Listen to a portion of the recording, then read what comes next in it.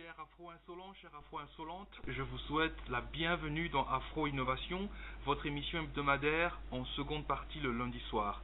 Nous sommes aujourd'hui le lundi 5 novembre 2012 et nous allons commencer l'émission numéro 23 et le thème de ce soir sera la théorie économique africaine pour bâtir notre futur. Pour discuter de ce sujet très important, nous aurons comme invité le philosophe camerounais Mbog Bassong, le philosophe Mbog Bassong, et donc ensemble nous allons parler de cette nécessité de développer une théorie économique africaine. L'émission est très dense ce soir, donc je vais faire très court au niveau de mon introduction. Je remercie l'équipe technique, je remercie les animateurs et animatrices, et je remercie également ses partenaires sur le projet Afro-Création. Alors nous allons commencer l'interview tout de suite, et je vous retrouve tout juste après. À très bientôt. Alors, Frère Mbog, je te remercie sincèrement d'avoir accepté de prendre cette interview. Tu es quelqu'un qui m'a beaucoup intéressé lorsque j'ai vu tes vidéos sur YouTube, et ça m'a tellement intéressé que je me suis dit, toi, il faudra absolument compter en ligne. Alors, j'ai une série de questions pour toi. Je voudrais que tu exprimes ton point de vue parce que ça en vaut la peine.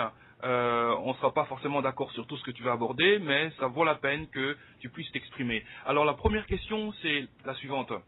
Quelle approche tu penses que nous devrions adopter pour raconter notre version de l'histoire en termes de management, en termes de business, pour justement que les gens sachent que nous avons réalisé énormément de choses avant tout le monde, notamment dans l'Égypte antique, etc. Je pense par exemple à des situations comme la gestion de projets, la construction des pyramides, qui sont des situations où nous avons pu démontrer que nous avions la connaissance requise pour faire avancer les choses. Qu'en penses-tu? Alors, la première des choses, c'est de dire que nous avons un problème majeur. Premièrement, est-ce que nous sommes certains que le capitalisme sied à l'esprit africain? Je m'explique. Est-ce que nous pensons qu'au nom du pétrole, au nom de l'uranium, nous sommes capables de détruire un pays ou de venir faire ce qu'on voit avec l'Occident lorsqu'il a des envies, de détruire entièrement, déstructurer entièrement tout un peuple? Première question. Cela signifie que nous devons réviser l'approche de ce qu'on appelle le capitalisme. L'approche, ça veut dire quoi? Est-ce que l'homme africain peut être, en fonction de ce qu'il est réellement, de la famille élargie, des cousins élargis, de la famille, j'allais dire, qui devient même clanique, est-ce que l'homme africain peut assimiler le capitalisme au sens occidental du terme? Si nous disons que la question est difficile et qu'il est extrêmement complexe d'y répondre, alors nous avons deux choix. Un, comment les Africains pensaient le capitalisme avant? Deuxièmement, est-ce que cette pensée du capitalisme, s'il en a existé avant, comment ce capitalisme se manifestait? Si nous sommes d'accord que la question ainsi posée appelle une troisième, nous dirons, est-ce que ce capitalisme-là, s'il a existé, comment peut-il être fécond pour aujourd'hui? Et en ce moment, il me semble que la discussion commence. Alors, moi je réponds d'abord en deux temps. Premièrement, le capitalisme égyptien n'était pas un capitalisme au sens occidental du terme, c'est-à-dire de la propriété privée. Il était un capitalisme d'État. Exact. Voilà. Et comme il était un capitalisme d'État, l'État devait intervenir sur tout ce qui touche à l'organisation sociale de telle manière qu'on n'aboutisse jamais à ce qu'on voit en Occident, à savoir des modèles de régulation financière qui débouchent dans le néant et où on voit le chômage que l'on voit. Donc, si vous voulez, le capitalisme étatique de l'Égypte était le capitalisme par lequel les individus, tout en s'enrichissant un tout petit peu, cela ne compromettait pas la marche globale de l'État. Première des choses. Deuxième des choses, si nous disons maintenant que on a un capitalisme qui devient mondial, est-ce que ce capitalisme de l'Égypte peut s'adapter à l'ordre mondial? Je dis oui, mais à condition que le capitalisme de l'Égypte, c'est-à-dire d'État, prenne le soin d'organiser la société pour que les individus qui veulent s'enrichir à outrance une fois de plus, ne porte pas atteinte à la vie de tous. S'il en est ainsi, on peut donc poser la troisième question. Est-ce que, sous cet angle-là, si nous cherchons l'uranium ou le pétrole ailleurs, est-ce que nous pouvons prendre des missiles et aller détruire tous les autres peuples parce qu'on est en compétition inter-nation, inter-peuple? Alors, à ce moment, je dis non. La vocation de l'Afrique n'est pas de traverser les mers, de prendre des missiles pour aller détruire tous les autres peuples au nom de ce capitalisme, parce que la pensée africaine privilégie l'homme. Vous comprenez pourquoi est-ce que votre question est complexe et appelle des réadaptations théoriques du capitalisme pour que la question de l'État, la question du capitalisme d'État refasse surface. Mais vous comprenez très bien que ça nécessite des études approfondies. Vous avez vu en Côte d'Ivoire, lorsque Gbagbo a cru pouvoir récupérer les banques, vous avez vu qu'il s'est rendu compte qu'il n'y avait aucune théorie monétaire, aucune théorie financière. Et finalement, cette histoire s'est achevée en queue de poisson. On a vu qu'il a été étranglé au niveau de la communauté internationale. Conclusion, nous ne pouvons plus penser le capitalisme au hasard. Il nous faut le penser au niveau macroéconomique. C'est-à-dire que les Africains doivent se poser la question de savoir quel va être le capitalisme d'État en Afrique pour que demain, face aux autres nations, nous puissions avoir une riposte conséquente, mais en même temps que nous n'arrivions pas à des modèles de régulation tels qu'on voit des millions de nos enfants qui chôment comme on voit aujourd'hui. J'espère que vous m'avez compris. J'ai très bien compris ce que tu viens de me dire, frère. Donc en fait, je reviens sur ce que tu viens de dire par rapport au fait que nous devons repenser notre mode de fonctionnement.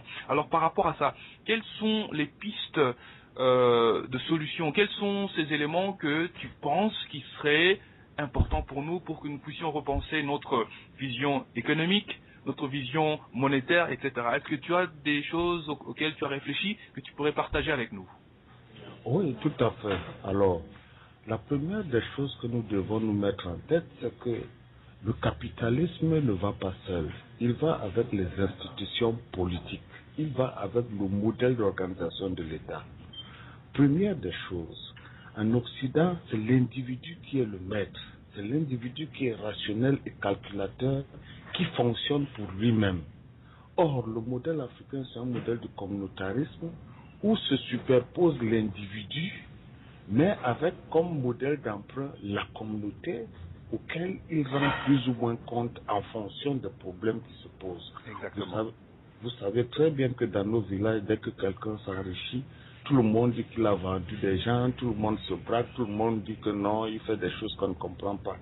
Parce que précisément, la pensée africaine n'admet pas que les égos soient très prononcés et que les riches aient une richesse beaucoup trop grande alors que les autres n'ont pratiquement rien. Donc si vous voulez, nous aurons un problème majeur. Comment harmoniser l'état du communautarisme à l'état de la propriété individuelle qui est le modèle de l'Occident? À mon sens, il me semble souhaitable que à cette question de l'individu qui a la propriété privée se greffe l'idée de la responsabilité. En d'autres termes, est-ce que parce que quelqu'un peut s'enrichir, peut prendre sur lui de piller les caisses de l'État, quitte à ce que ses frères et amis, tous ceux qui ont le village, tous ceux qui sont dans les villages ne s'en sortent pas? Il me semble que nous ne devons pas arriver à ce niveau de lacune que l'Occident a organisé entre les hommes et les autres hommes. Pour cette raison, je pense que la question qui va se poser, c'est quel va être le modèle d'intervention de l'État pour qu'aucun individu ne prenne sur lui de devenir une machine à pomper les sous, quitte à ce que l'État tombe. Parce que là, on a une très grande expérience de l'Occident. On a vu que des individus qui se sont enrichis ont fini par prendre les États en otage. Désormais, l'État occidental lui-même n'est plus capable de réguler. Vous voyez en France, par exemple. Vous voyez comment Hollande ou Sarkozy sont pris dans le piège des hommes, des puissants de ce monde économiquement, qui empêchent même ou qui peuvent empêcher l'État de fonctionner. Donc, oui, je vous écoute. Oui, en fait, pendant que tu parlais de ça, je pense aussi à l'Italie avec Berlusconi qui aussi a d'une manière ou d'une autre pris en otage le système italien. Et je lisais le Financial Times il y a quelques jours où justement il a une peine de prison et il s'avère que malgré cette peine de prison, il n'irait même pas en prison. Donc voilà vraiment un bel exemple de quelqu'un qui parvient à prendre en otage un système et qui devient en fait quelqu'un qui est au-dessus des lois en fait. Voilà. Ce qui signifie donc que pour ma part, comme nous ne voulons pas que l'individu ou des individus s'accaparent les capacités que l'État a de réguler l'ordre financier pour que tout le monde s'en sorte, il est souhaitable que les confréries africaines qui sont morts-nés aujourd'hui reprennent effectivement surface.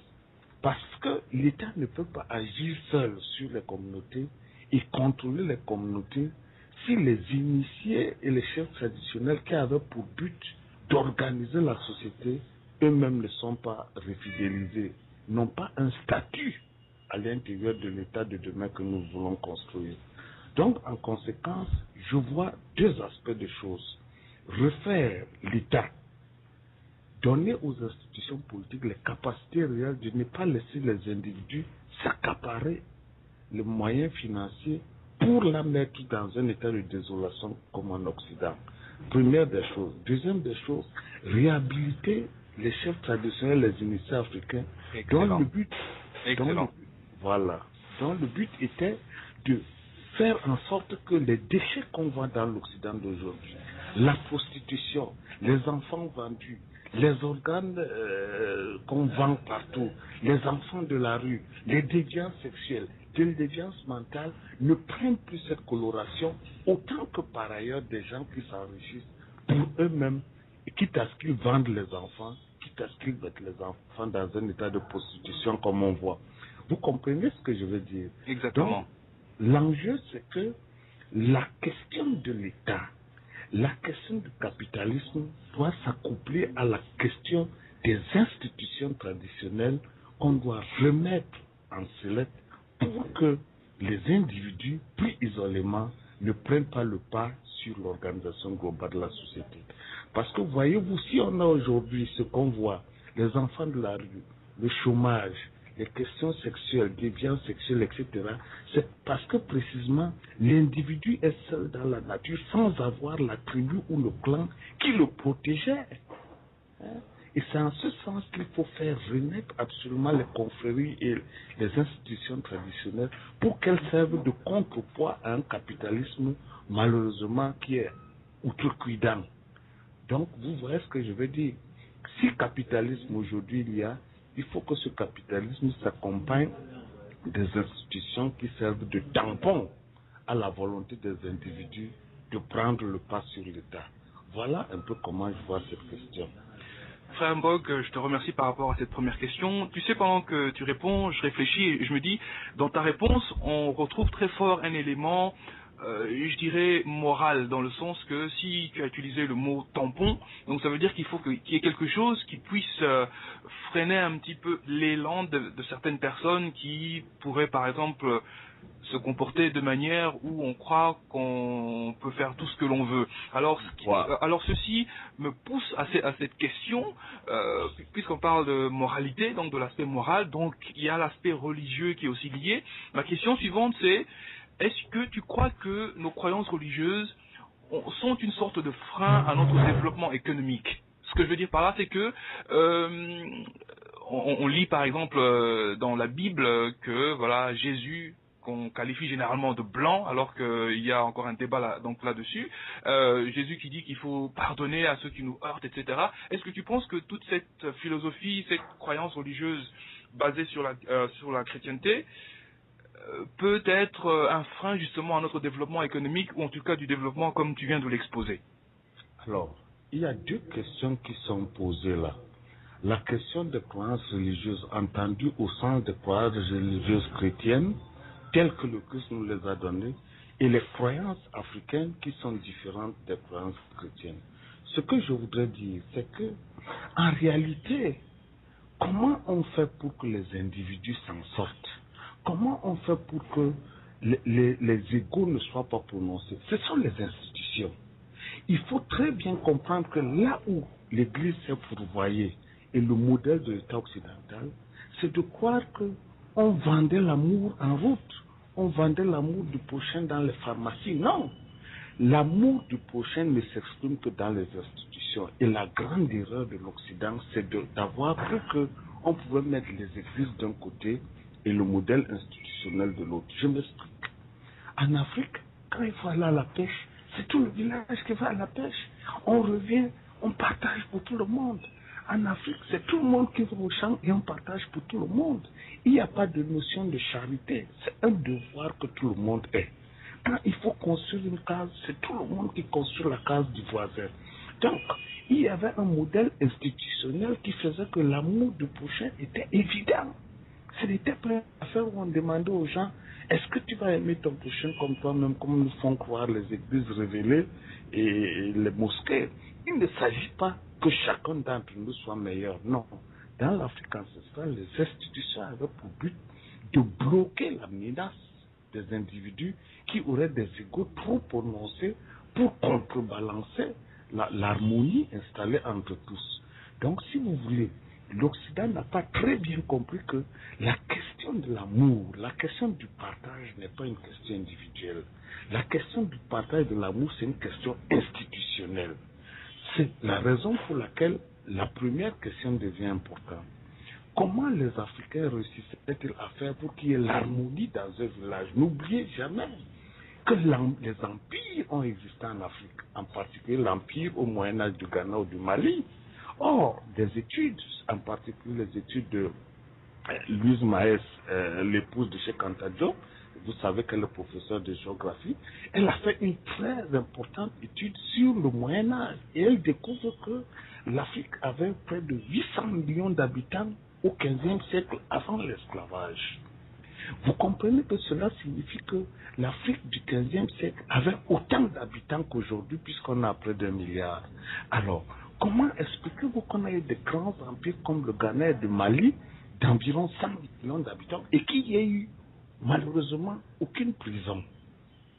S'il n'y a eu aucune prison en Afrique, ça veut dire que le modèle institutionnel était si important que les personnes étaient presque inaptes à faire du mal. Si les personnes étaient presque inaptes à faire du mal et qu'il n'y a pas eu de prison, cela veut dire que les personnes avaient un principe de responsabilité et de moralité qui permettait à la société de s'harmoniser pendant que l'État devenait un État puissant. N'oubliez jamais que l'Égypte a d'abord été la première puissance mondiale pendant l'Antiquité et qu'au Moyen-Âge, le Ghana et le Mali sont redevenus les puissances mondiales. On peut lire Ibn Khaldoun et Ibn Battuta qui confirment que l'empire du Mali et du Ghana était irrattrapable par l'Occident au Moyen-Âge. Conclusion, il est possible d'harmoniser un développement qui fasse que les individus donnent le meilleur d'eux-mêmes tout en étant riches en eux-mêmes. Maintenant, la richesse matérielle n'est qu'un plus. Or, c'est ce plus qu'il faut contrôler. Et pour le contrôler, il faut que le capitalisme d'État soit suffisamment bien organisé pour que les individus ne s'égarent pas et n'en abusent. Conséquence, pour que les individus ne s'égarent pas, il faut remettre en place les conseils claniques traditionnels dont l'enjeu c'était toujours de rappeler aux individus, attention là, ne débordez pas, attention là, nos enfants ne doivent pas être dehors, attention là, il ne faut pas qu'on les vende, attention là, vous comprenez? Or, l'État est impersonnel, l'État moderne est impersonnel. Les enfants peuvent traîner dans la rue sans qu'ils soient concernés. La prostitution peut prospérer sans qu'ils soient concernés. Pourquoi? Parce que ceux qui sont à la tête de l'État participent de cette prostitution, participent de cette déviance mentale, participent de cette vente des enfants, participent de l'homosexualité, participent de la pédophilie. Vous comprenez où se trouve la question? Est-ce que j'ai bien répondu à votre question? Elle est tout à fait claire. Alors j'irai donc plus loin par rapport à ce que tu viens d'énumérer. Donc cela veut dire en gros que les croyances religieuses, telles que on nous les a présentées, représentent une sorte de frein parce que les choses ne sont pas aussi claires que ça ne le paraît et que d'une certaine façon les croyances que nous avons reçues, eh bien ce sont des croyances qui ne nous servent pas du tout. Non, je reprends. les croyances religieuses de l'Occident, qui sont celles du christianisme, sont des croyances en trompe-l'œil.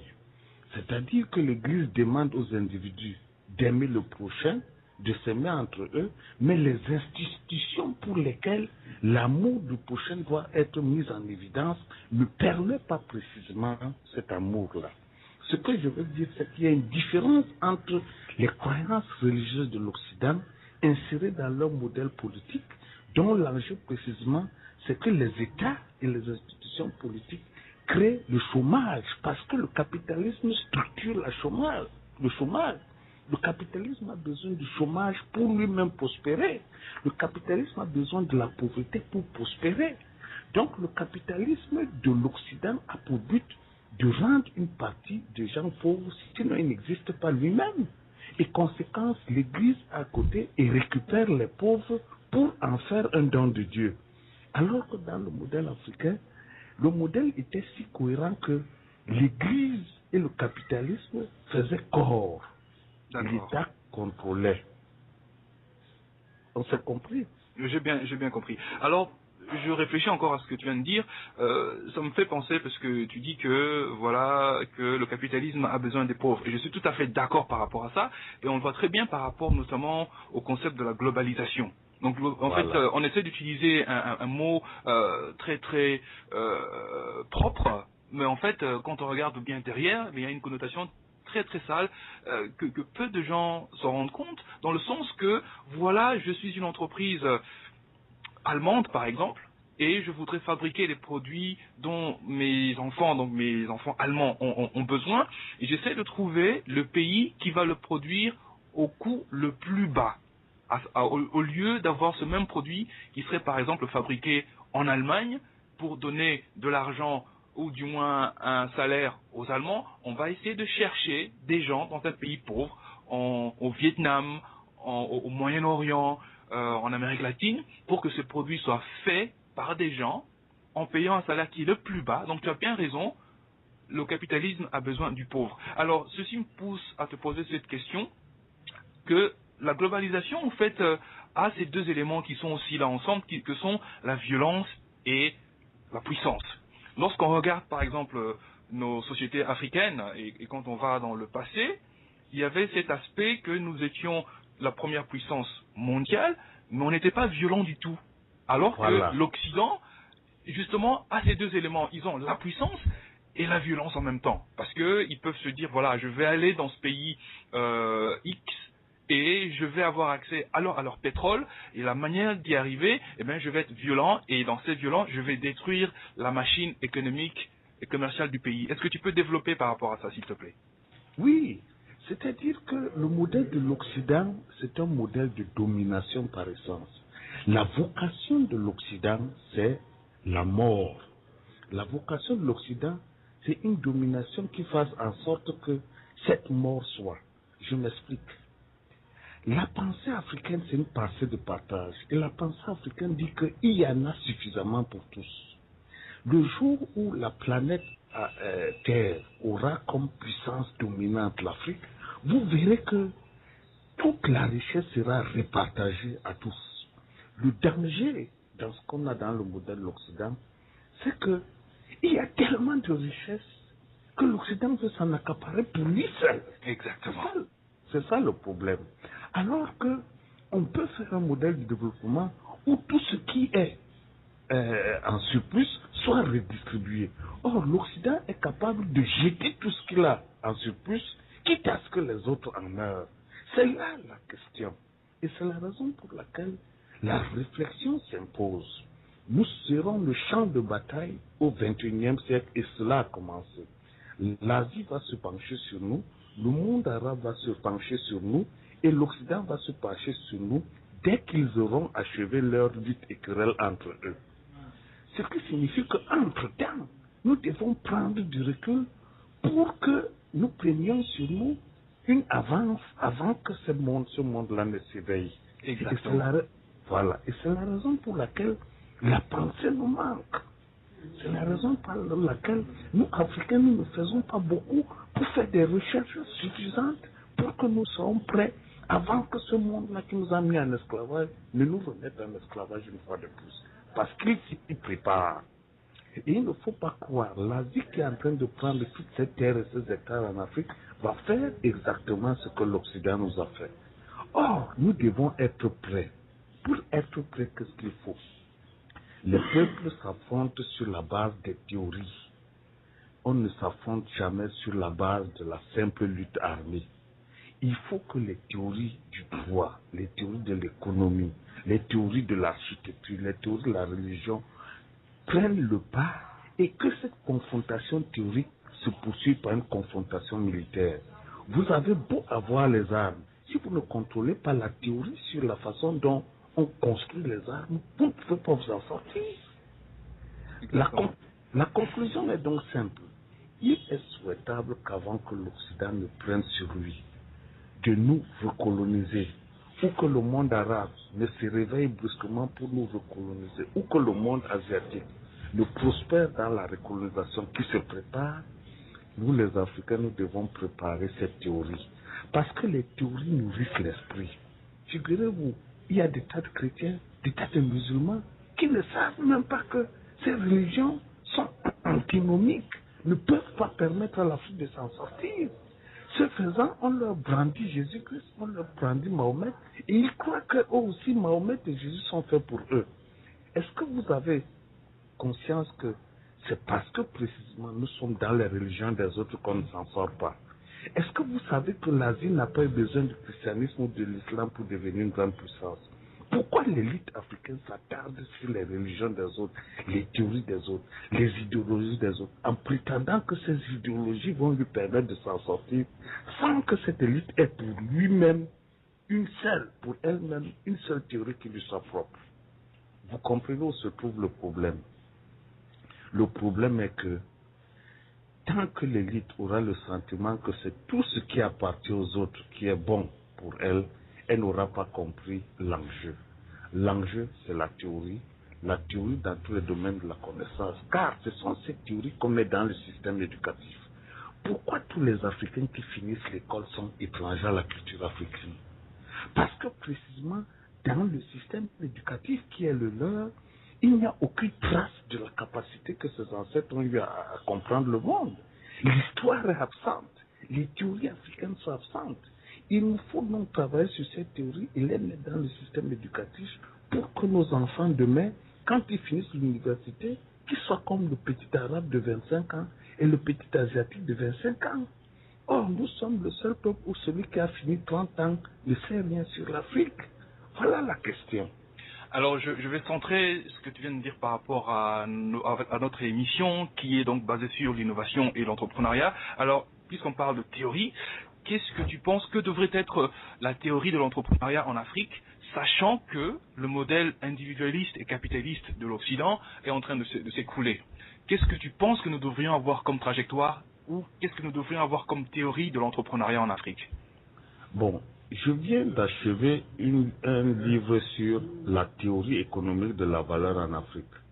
Mais comme vous savez, moi à propos, est-ce que tu pourrais donner le titre et le nom de l'auteur, comme ça les personnes qui nous écoutent puissent avoir accès aussi à cette connaissance? Bon, le problème c'est que l'Harmattan ne l'a pas encore publié, il est déjà à l'Harmattan. D'accord. Donc j'attends sa publication. Le titre c'est L'alternative africaine à la crise du capitalisme mondial. Qu'est-ce que je fais dans ce livre? Je dis dans ce livre ce qu'a été le modèle africain. Mais ça ne suffit pas. Parce que l'économie est divisée en plusieurs catégories d'approches. Il y a l'entrepreneuriat, comme vous devez nous parler, il y a la microfinance, il y a la microéconomie, il y a l'économie des entreprises, l'économie, etc., etc.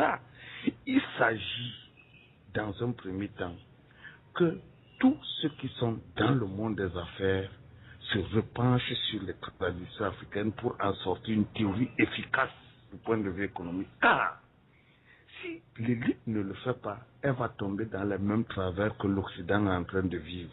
Les individus vont s'enrichir, ils auront des égos prononcés, ils ne penseront plus au leur. D'ailleurs, ils vont même estimer qu'ils ont trop souffert pour devenir ce qu'ils sont sans les autres. conséquence, nous allons reprendre le chemin de l'Occident, qui est un chemin effroyable comme on est en train de voir. En revanche, ce qu'ils doivent faire, c'est que du haut de leur capacité à s'organiser en entreprise, ils doivent reprendre la question fondamentale. Y a-t-il eu des entreprises en Afrique? Première question. Il y en a eu. L'Égypte a connu des entreprises individuelles. Le Mali a connu des entreprises individuelles. Maintenant, l'autre question est comment ces entreprises fonctionnaient dans le cadre du modèle africain? C'est la deuxième question. Quand ils auront fini de savoir comment cela s'est passé, il y a la troisième question qu'ils devront se poser. Comment modéliser une entreprise africaine dans un monde global où les types d'économie et les types d'approche de l'économie sont différents?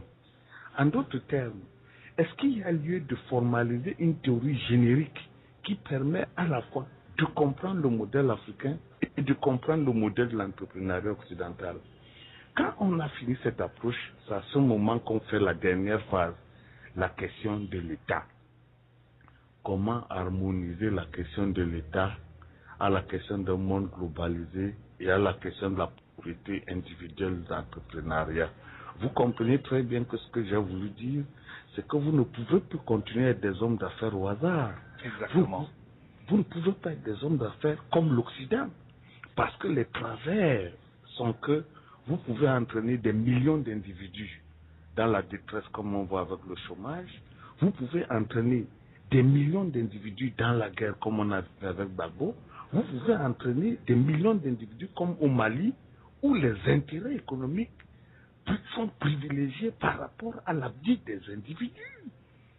Tu as absolument raison, mon frère, absolument. Et c'est bien pour cette raison-là que je suis personnellement quelqu'un qui ne pense pas que le modèle capitaliste est le modèle que nous devrions importer en Afrique. Et je pense que nous avons besoin d'un système où la communauté, un système de partage, un système de coopération qui se fait entre individus pour que ça ne bénéficie pas simplement à une personne ou à un groupe de personnes qui sont des élites, mais que ça bénéficie à la masse, à la totalité de l'ensemble des personnes qui sont sur un territoire donné. Or, à ce moment, la question de l'État se pose. C'est-à-dire, quel va être le type d'État qui va accepter ce que vous êtes en train de dire? Parce que si l'État continue à être un État modélisé, emprunté au modèle de l'Occident, on est battu. Donc, il faut changer le modèle de l'État qu'on a. Donc, il faut prendre le pouvoir. Donc, il faut être capable de prendre le pouvoir et de modéliser la situation qui va permettre à l'Occident lui-même d'être battu dans notre modèle. Vous comprenez? La situation n'est pas simple. C'est pour ça que la réflexion doit être la première des choses pendant qu'on fait les affaires.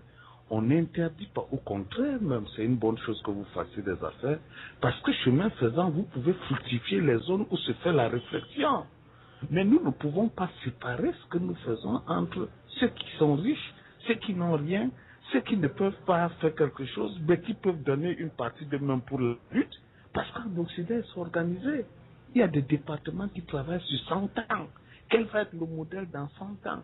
Comment l'Occident va s'en sortir face à la montée en puissance de l'Asie et du monde arabe?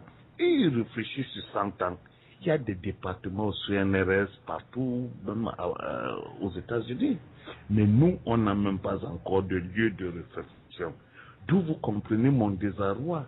En réalité, ce que vous devriez faire, il me semble, mon cher Jean, c'est que les gens comme vous qui avez de la puissance financière, vous devez aider à faire ces travaux.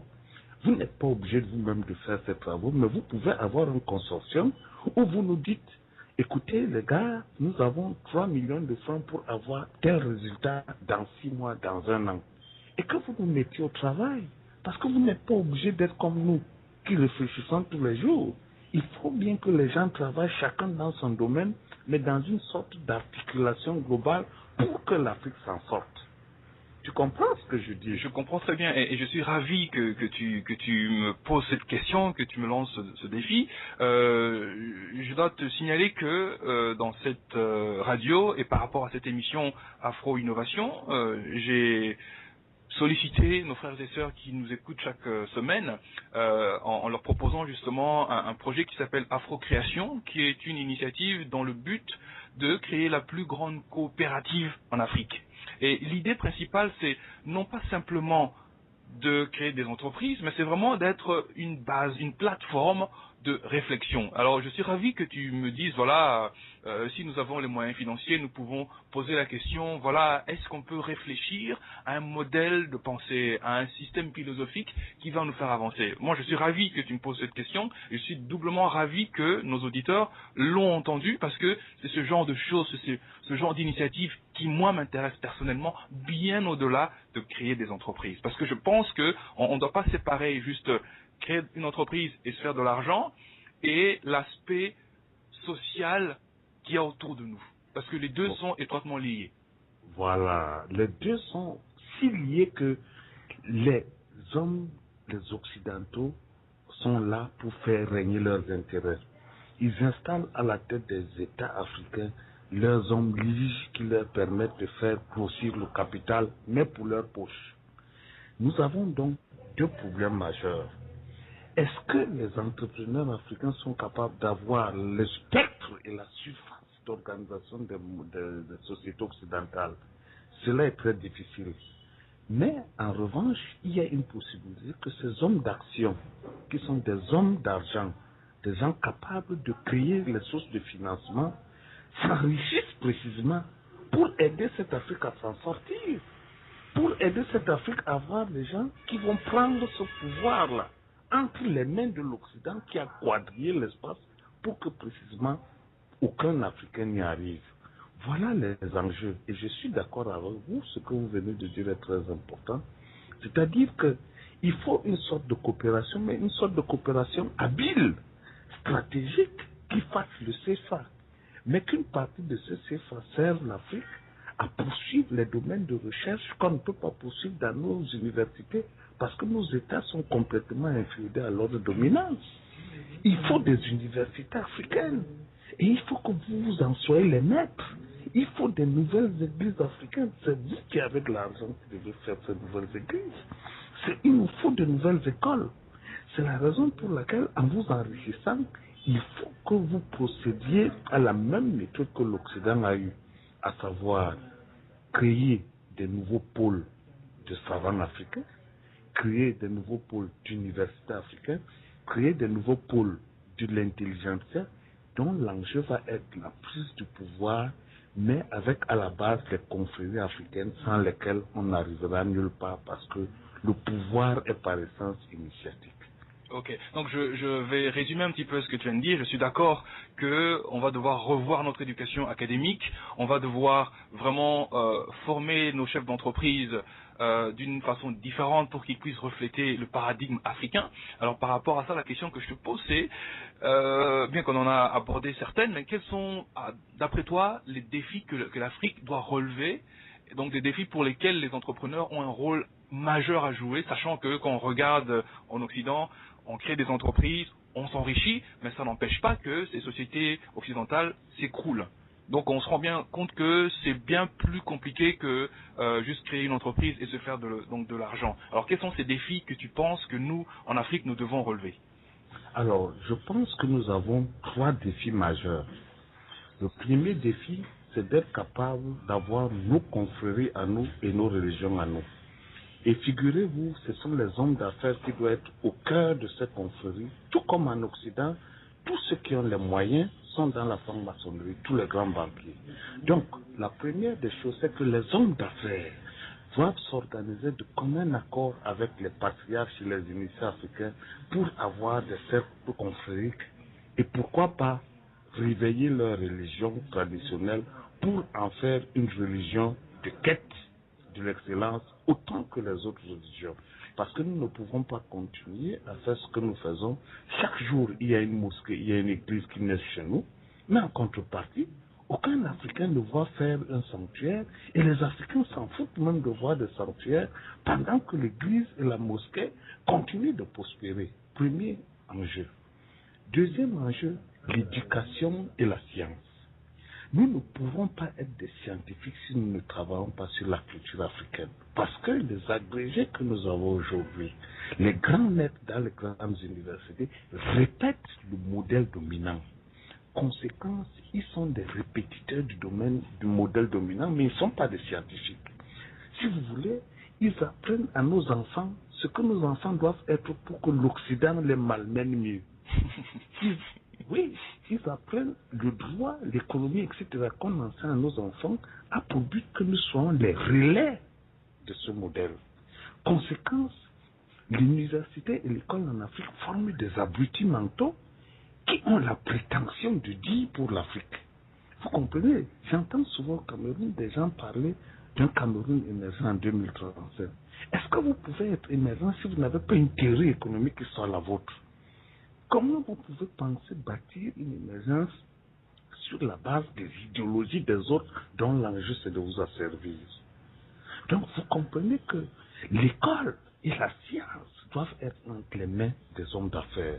Parce que ce sont des hommes d'affaires qui peuvent créer les nouvelles universités et les instituts privés à partir desquels le paradigme africain soit véhiculé. Enfin, il y a les institutions politiques et le capitalisme. Nous avons vu tout à l'heure que le capitalisme ne va pas sans les institutions politiques appropriées. Ce qui signifie que nos hommes d'affaires devront prendre le pouvoir pour réinstaurer les institutions traditionnelles. Vous comprenez? C'est trois enjeux différents, mais qui ont la même hauteur de difficulté. Premièrement, les confréries et les religions. Deuxièmement, l'éducation et la science. Troisièmement, les institutions politiques et le capitalisme. Voilà les trois enjeux où l'entrepreneuriat africain doit mettre le paquet en termes d'abord d'études, d'analyse, des théories, pour que ces trois enjeux-là soient prospères. Je te donne un simple exemple pour qu'on avance un peu.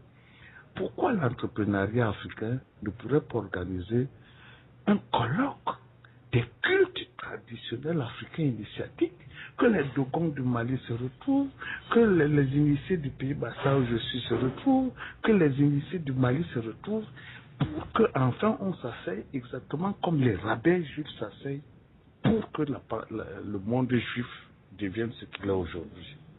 Vous voyez?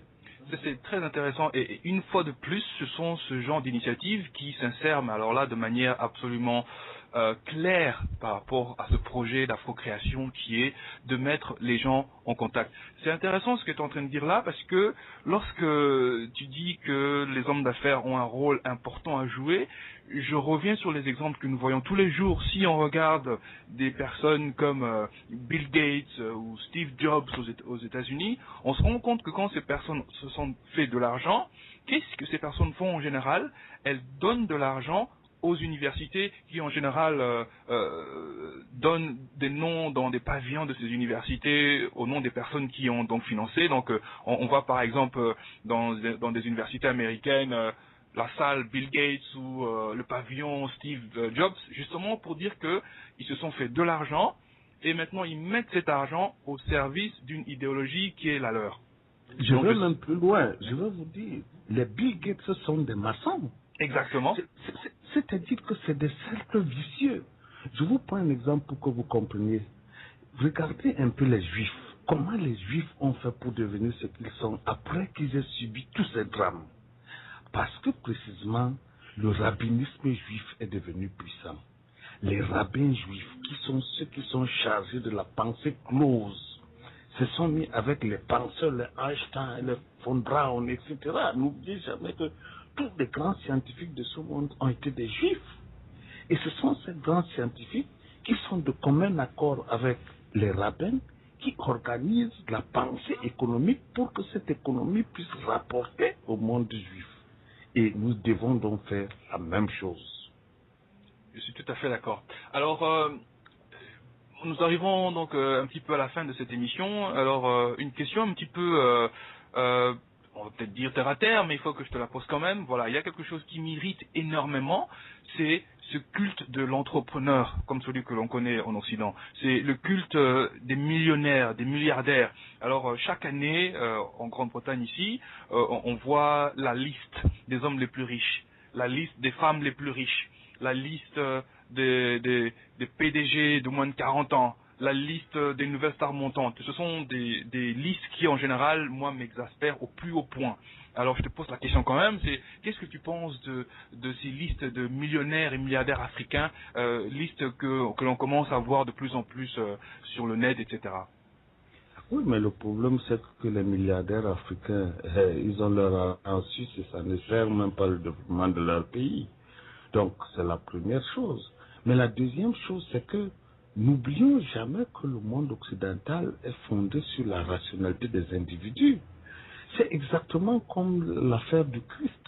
Si tu ne passes pas par Christ, tu ne seras pas sauvé parce que le modèle, c'est le modèle de l'exclusivisme. Le modèle occidental est fondé sur l'idée selon laquelle les individus sont rationnels, calculateurs et font tout pour s'en sortir. Même si les autres ne s'en sortent pas, chacun se bat. Ils ont reporté ce modèle dans les églises et dans les religions en disant, si tu veux passer chez Dieu et le trouver, tu passes par le Christ. Donc si vous voulez, quand ils produisent ces milliardaires dont ils affichent les capacités, c'est parce qu'ils en ont besoin, c'est intrinsèque à leur mode d'être. C'est la compétition. C'est la vocation de l'Occident, la compétition. Comment faire pour devenir le premier, quitte à ce que j'élimine tout le monde dans cette course. Et donc, ils ont reporté ce modèle en Afrique et on trouve désormais des leaders qui sont des leaders qui ont des moyens, mais qui doublement ne font même pas ce que l'Occident fait. C'est-à-dire, ils ont de l'argent, mais l'argent dort quelque part pour faire uniquement leur propre maison et les piscines à la maison, alors que nous avons tous les jeunes qui travaillent. Alors, la question qui se pose, c'est comment a-t-on arrivé au fait que l'Africain soit comme l'Occidental aujourd'hui, qui est capable d'accumuler des milliards et de voir ses propres enfants traîner dans la rue? C'est parce que par le modèle éducatif, les individus changent. Par un modèle éducatif, on vous rend conforme à la volonté du maître. Par un modèle éducatif et même religieux, on vous rend conforme à la pensée des autres. Si nous ne tuons pas dans nos modèles éducatifs, qui ont fait des élites sans fond, des élites mendiantes, des élites agrégées d'université, mais incapables de quoi que ce soit, on est perdu. Et c'est la raison pour laquelle l'insistance sur la question de l'éducation est importante. Vous avez vu les Juifs, vous avez vu comment leurs enfants sont juifs. Leurs enfants n'ont pas besoin d'être occidentaux comme nous. Nous, nos enfants naissent, à peine sont-ils nés, qu'ils croient qu'être en France c'est une bonne chose. À peine sont-ils nés, qu'ils s'appellent Pitou, Patou, etc. On ne trouve pas un arabe qui s'appelle Pierre ou Paul. On ne trouve pas un arabe qui s'appelle Serge. On ne trouve pas un japonais ou un chinois qui cherche absolument à s'appeler Pauling, etc. Pourquoi les Africains le font? Pourquoi les Africains pensent que s'appeler Pierre-Paul, c'est une chose extraordinaire? Parce que la question de l'éducation chrétienne et la question de l'école où nous sommes allés est nocive pour nous. C'est la raison pour laquelle l'université africaine de demain sera fondamentale. Sinon, il ne faut rien espérer, rien ne se fera. Voilà, c'était des propos recueillis ce soir sur Afro Innovation avec notre invité, un invité de haute pointure, un philosophe camerounais qui s'appelle Mbog Bassong. Donc, frère Mbog Bassong, un très grand merci par rapport à tout ce que tu viens d'énoncer ce soir. Je peux te rassurer que le message était percutant. Le message était très pointilleux et je te remercie d'avoir pris le temps de nous parler ce soir, de parler à tous nos frères, à toutes nos sœurs en Afrique et dans la diaspora. Alors un dernier mot de la fin, je te laisse donc 1 minute, tu peux dire le message qui te convient et après cela nous allons rendre l'antenne. Vas-y, c'est à toi. Alors, j'aimerais d'abord vous remercier, vous, d'avoir permis que je m'exprime dans vos antennes. Et je voudrais vous rassurer que je reviendrai chaque fois que vous aurez besoin de moi. Parce que c'est ça l'enjeu. Et je termine en disant, si nous ne voulons pas aimer cette Afrique, si nous ne voulons pas aimer nos traditions, si nous voulons les détester comme l'Église a tout fait pour qu'on le fasse, pour que nous jetions nos fétiches, pour que nous oublions nos ancêtres, eh bien, il n'y aura pas d'avenir pour l'Afrique. Et c'est la raison pour laquelle j'invite les entrepreneurs à nous aider à faire ce travail. Et particulièrement, le jour où vous qui êtes entrepreneur, vous aurez pour but que enfin les cultes traditionnels soient refondés pour être, que l'Afrique aura commencé à se réveiller. Et prenez ça pour quelque chose de très important. Et s'il vous plaît, essayez de vous en occuper. Je vous remercie bien. Un très grand merci, frère. Je peux te rassurer que tout ce que tu viens de dire n'est pas pris à la légère. Je sais que nous restons en contact parce que nous sommes très très proches et nous allons continuer donc à nous poser des questions par rapport à ce qu'on vient d'énoncer ce soir et je suis certain que nous allons pouvoir commencer à faire des choses de manière concrète. Voilà, c'était une interview ce soir du frère Mbok Bassong, philosophe camerounais. On te remercie et on espère te revoir ou en tout cas t'avoir sur cette antenne d'ici peu. Merci beaucoup, à bientôt. Merci bien, John. Au revoir, bye bye. À bientôt.